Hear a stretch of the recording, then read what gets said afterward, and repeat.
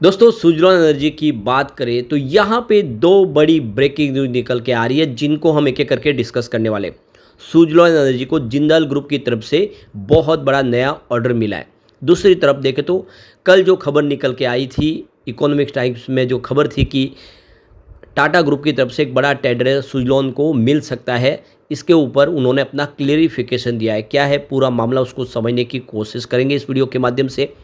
और दूसरी तरफ नोमुरा की तरफ से रिन्यूएबल एनर्जी सेक्टर को लेकर एक नई रिपोर्ट जारी की गई है। क्या है उस रिपोर्ट में उसको भी समझने की कोशिश करेंगे। यहाँ पे पॉजिटिव खबर के बावजूद भी स्टॉक के अंदर आज गिरावट हुई। ऐसे में क्या करना चाहिए, क्या यहाँ से एक बार प्रॉफिट बुक करके निकल जाए या फिर एक अच्छा मौका है डिप में खरीदारी का, क्या निवेश करना चाहिए। लेकिन फ्रेंड्स उससे पहले अगर आप पहली बार हमारे चैनल पे आए तो चैनल को सब्सक्राइब कर दीजिए, एक बेल आइकॉन दबा दीजिए ताकि जब भी नया वीडियो बने पहला नोटिफिकेशन आपको मिले। वीडियो पसंद आए तो लाइक से जरूर कीजिए। चलो फ्रेंड्स वीडियो स्टार्ट करते हैं। मैं हूँ आपका दोस्त SB दवे और हमारे अपने चैनल ऑनलाइन कमाई में आपका बहुत बहुत स्वागत है। तो सबसे पहले सुजलॉन के कारोबार को आज डिस्कस कर लेते हैं। स्टॉक की शुरुआत तो सुबह सुबह पॉजिटिव हुई 77.50 पर। अब देखो कि क्लोजिंग इसकी 76.69 पर थी। कल सर्किट की लिमिट को बढ़ाया गया है 5% से 10% कर दिया गया है। अब यहाँ पे देख लो कि इंट्राडे का जो हाई बना वो 77.89 का है, यानी स्टॉक ने कुछ तेज़ी बनाने की कोशिश की लेकिन ऊपर के लेवल से हैवी बिकवाली शुरू हो गई जिसकी वजह से 74.67 का इंट्राडे का लो बना। क्लोजिंग थोड़ी सी ऊपर रही है यानी 75.59 पर, जहाँ पे 1.43% की गिरावट थी। तो फिलहाल स्टॉक दबाव में प्रॉफिट बुकिंग की संभावना बनी हुई है। अब आप देख सकते हो कि पिछले कई दिनों से लगातार गिरावट चल रही थी। करीब 8 ट्रेडिंग सेशन में स्टॉक गिरा था और देख सकते जो स्टॉक 84 के आसपास था वो 70 तक आगे था। उसके बाद में 8 और 9 अक्टूबर 2 दिन यहाँ पे फिर से एक अच्छी तेज़ी हमने देखी। इसकी वजह से स्टॉक 70 से 80 तक पहुँच गया, लेकिन फाइनली आज फिर इसके अंदर गिरावट हुई और 80 का स्टॉक 75 के आसपास है। इससे तो क्लियरली एक बात सिग्नल दिखाई दे रहा है कि स्टॉक फिलहाल न 80 के ऊपर जा पा रहा है न 70 से नीचे जाने की संभावना है। इसके बीच 70 से 80 के बीच में ये स्टॉक कंसोलिडेट हो सकता है इस समय। अब जो बड़ी गुड न्यूज़ निकल के आ रही है, सुजलॉन एनर्जी को जिंदल रिन्यूएबल एनर्जी की तरफ से 400 मेगावाट का एक विंड पावर प्रोजेक्ट मिला है। तो जिंदल ग्रुप की तरफ से ये फर्स्ट इनको एक विंड एनर्जी का प्रोजेक्ट मिला है। वैसे तो जिंदल ग्रुप इंडिया का सबसे बड़ा एक स्टील सेक्टर का कॉरपोरेट हाउस है और दूसरे भी बहुत सारे कॉरपोरेट हाउस है जिनसे सुजलॉन को डायरेक्ट इस समय लगातार काम मिल रहा है। सुजलॉन की इस समय इमेज काफ़ी अच्छी हो चुकी है और इंडिया के जो बड़े बड़े कॉरपोरेट हाउस है, चाहे वो रिलायंस हो या फिर टाटा पावर हो या फिर अदानी ग्रुप, सबके साथ में उनके बिजनेस टाइप हो चुके हैं। लगातार उनसे ऑर्डर मिल रहे हैं। ये ऑर्डर की खास बात करें तो ये 400 मेगावाट का ऑर्डर है और इसके अंदर अगर आप देखें तो करीब 3.15 मेगावाट के 127 S144 विंड टर्बाइन इंस्टॉल करके देने हैं। और ये जो पूरा प्रोजेक्ट है ये देख दो कि कोपल रीजन कर्नाटका के अंदर इसको कंप्लीट किया जाएगा और इसके माध्यम से जो बिजली का निर्माण होगा वो छत्तीसगढ़ ओडिशा प्लांट जो इलेक्ट्रिसिटी सप्लाई की जाएगी स्टील प्लांट को। तो देख सकते हो कि अब स्टील इंडस्ट्रीज भी अपने जो ऊर्जा की ज़रूरत को पूरा करने के लिए ग्रीन स्टील का इस्तेमाल करना चाहते हैं। वो चाहते हैं कि जितना एनर्जी हो वो ग्रीन एनर्जी के माध्यम से इस्तेमाल करें और इसीलिए जिंदल स्टील की तरफ से बड़ा फैसला किया गया है और इस सुजलॉन को प्रोजेक्ट दिया गया है। अब इस मौके पे गिरीश तांती जो वाइस चेयरमैन है सुजलॉन ग्रुप के, उनका कहना है कि हमें बहुत ज़्यादा गर्व हो रहा है कि हमने पार्टनरशिप की जिंदल ग्रुप के साथ में। ये एक बोल्ड स्टेप है जिसके माध्यम से हम लो कार्बन फ्यूचर को लेकर आगे बढ़ पाएंगे। विंड पावर के माध्यम से स्टील का प्रोडक्शन हो पाएगा और जिस तरह से देश का फ्यूचर है कि 2070 तक पूरी तरह से नेट जीरो कार्बन पे जाना है, उसमें एक बड़ा कदम है और हमें खुशी है कि एक अच्छी ये पार्टनरशिप आगे और बढ़ती रहेगी। इसी मौके पे भरत सक्सेना जो प्रेसिडेंट है जिंदाल रिन्यूएबल के, उनका भी कहना है कि हमने एक बड़ा कदम उठाया ग्रीन एनर्जी की तरफ और इसके लिए हमने पार्टनरशिप किया सुजलॉन के साथ। आने वाले 2047 से हम पूरी तरह से जीरो कार्बन पे जाने का कमिटमेंट को पूरा करना चाहते हैं और इसीलिए सुजलॉन का हमें साथ मिला है। आने वाले समय हम बेहतर करते हुए दिखाई देंगे। और इसी को लेकर JP चलसानी जो चीफ एग्जीक्यूटिव ऑफिसर है सुजलॉन ग्रुप के, उनका कहना है कि डीकार्बनाइजेशन स्टील सेक्टर के लिए बहुत ज़्यादा जरूरी है क्योंकि पोल्यूशन वहाँ से बहुत ज़्यादा होता है और ऐसे में रिन्यूएबल सेक्टर इसका एक जरिया है जिसके माध्यम से स्टील का निर्माण क्लीन तरीके से हो सकता है।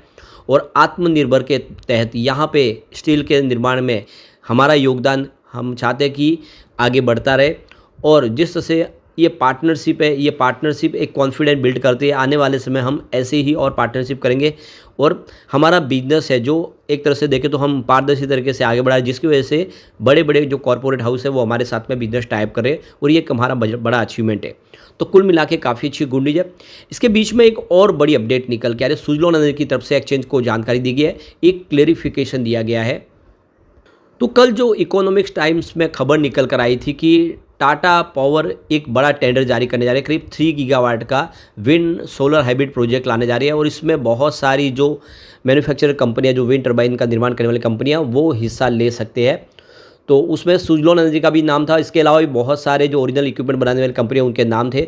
तो सुजलॉन एनर्जी ने इसको लेकर क्लेरिफिकेशन दिया है कि ऐसी फ़िलहाल अभी कोई हमारी अपडेट नहीं है, हमारी तरफ से ऐसी कोई हलचल नहीं है कि हम इस टेंडर में हिस्सा लेने जा रहे हैं। तो फिलहाल सुजलॉन एनर्जी का जो नाम आया उसको लेकर हम क्लियर करना चाहते हैं कि फ़िलहाल हम इस गतिविधि में आगे नहीं बढ़ रहे।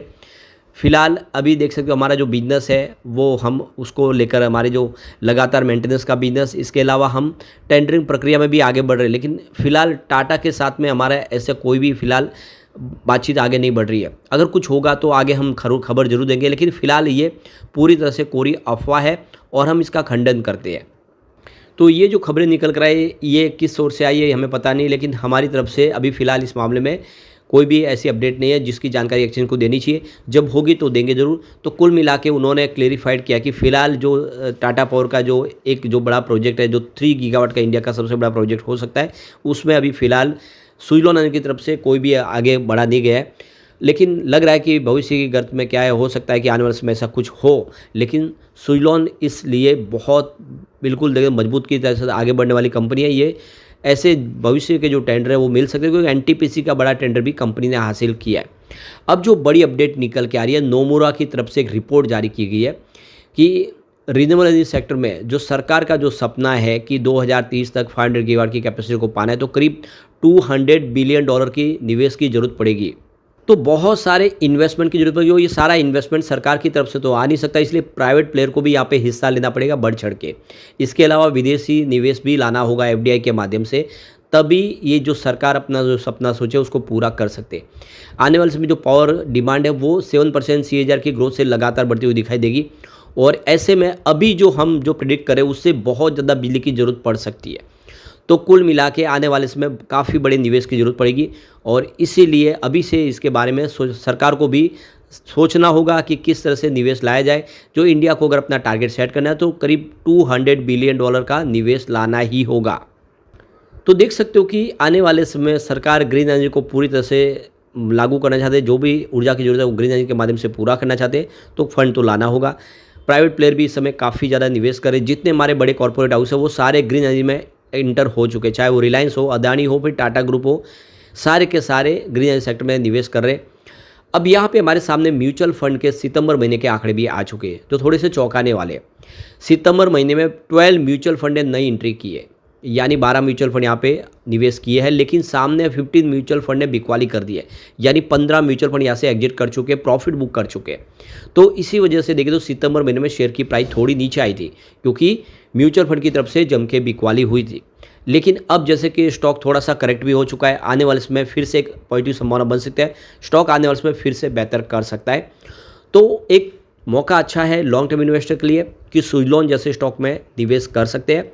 अगर आप शॉर्ट टर्म इन्वेस्टर हैं तो भी थोड़ा सा वेट करें, स्टॉक को एक बार सेटल होने दे। अभी फिलहाल स्टॉक दबाव में दिख रहा है, लेकिन जल्द यहाँ पे एक शानदार तेजी बनेगी और सुजलॉन फिर कमाल कर सकता है, क्योंकि अपनी ऑल टाइम हाई प्राइस से बहुत नीचे है, अंडर वैल्यू स्टॉक कह सकते हैं इसको। लेकिन फ्रेंड्स, वो कोई भी इन्वेस्टमेंट करने से पहले अपने फाइनेंशियल एडवाइस से बड़े ले ले या अपना खुद का रिसर्च करें, क्योंकि मैंने वीडियो आपके एजुकेशनल पर्पज़ के लिए ही बनाया। वीडियो पसंद आए तो लाइक से जरूर कीजिए और चैनल को सब्सक्राइब कर दीजिए। Thank you friends.